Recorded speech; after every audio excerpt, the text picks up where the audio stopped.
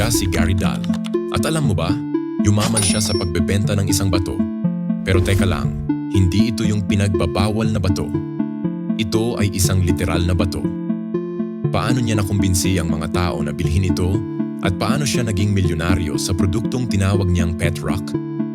Kung gusto mong malaman ang buong kwento, panoorin mo ang video na ito hanggang dulo. Si Gary Ross Dahl ay ipinanganak noong 1936 sa United States. Lumaki siya sa panahon ng mabilis na pagbabago sa lipunan at kultura ng Amerika, lalo na pagkatapos ng ikalawang digmaang pandaigdig. Bilang bata, simple lamang ang kanyang pamumuhay. Hindi siya galing sa mayamang pamilya.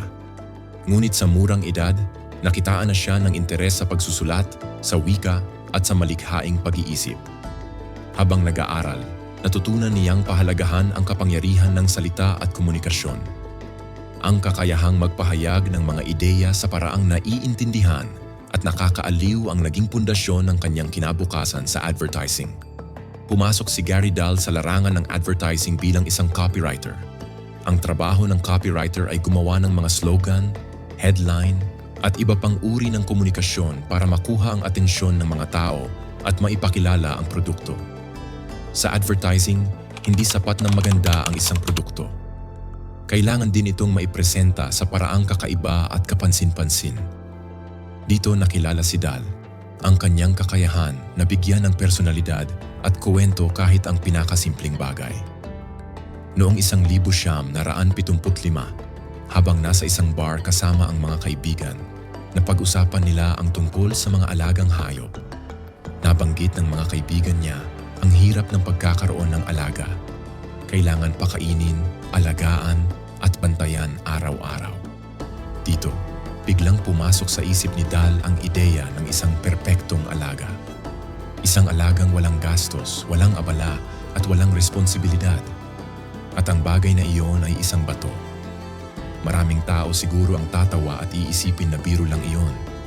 Pero hindi si Gary Dahl. Nakita niya ang potensyal ng ideya. Pag-uwi niya, agad niyang sinimulan ang proyekto. Bumili siya ng mga makikinis at presentableng bato mula sa landscaping supply store. Pagkatapos, gumawa siya ng kahon na parang pet carrier. May hawakan at may maliliit na butas na parang may alagang hayop sa loob. Sa loob ng kahon, inilagay niya ang bato na nakapatong sa parang dayami. Hindi lang iyon, gumawa rin siya ng isang manual na may 32 pahina. Pinamagatan niya ito ng The Care and Training of Your Pet Rock.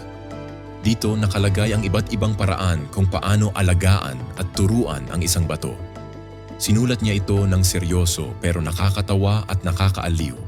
At dumating ang araw ng paglunsad. Noong huling bahagi ng 1975, inilabas ni Gary Dahl ang pet rock sakto sa Kapaskuhan. Ibinenta niya ito sa halagang $4 kada kahon. At ang resulta? Mahigit 1.5 milyon pet rock ang naibenta sa loob ng 6 na buwan. Milyon-milyong dolyar ang kinita ni Dahl dahil halos libre ang mismong bato. Ang gastos lang ay packaging at manual. Sumikat ang pet rock sa buong Amerika. Naging headlines sa mga pahayagan at itinampok pa sa telebisyon. Maraming bumili, karamihan bilang regalo, at marami rin ang nakisabay lang sa uso. Siyempre, hindi lahat natuwa. May mga nagsabing ito raw ay panlilinlang o walang kwentang produkto. Pero sa kabila ng batikos, malinaw ang katotohanan. Milyon-milyong tao ang bumili ng pet rock. Pagsapit ng 1976, nagsimulang humina ang kasikatan ng pet rock. Tulad ng karamihan sa mga novelty items, mabilis itong sumikat at mabilis ding nawala. Pero sapat na ang kinita ni Gary Dahl para maging milyonaryo. Nagpatuloy siya sa advertising at sumulat ng libro tungkol sa marketing at creativity. Hindi na muling naabot ng kanyang mga proyekto ang kasikatan ng pet rock, pero hindi na niya kailangan iyon. Si Gary Dahl ay pumanaw noong 2015, ngunit ang kanyang pamana ay nananatili. Hanggang ngayon, binabanggit pa rin ang pet rock sa mga aklat, dokumentaryo at artikulo tungkol sa advertising at pop culture. Ang pet rock ay simbolo ng pagkamalikhain at pagiging negosyante. Pinatunayan nito na hindi kailangang komplikado ang isang ideya para magtagumpay. Minsan, sapat na ang tamang konsepto, tamang timing, at tamang presentasyon. At iyan ang kwento ni Gary Dahl, ang taong yumaman sa pagbebenta ng isang simpleng bato.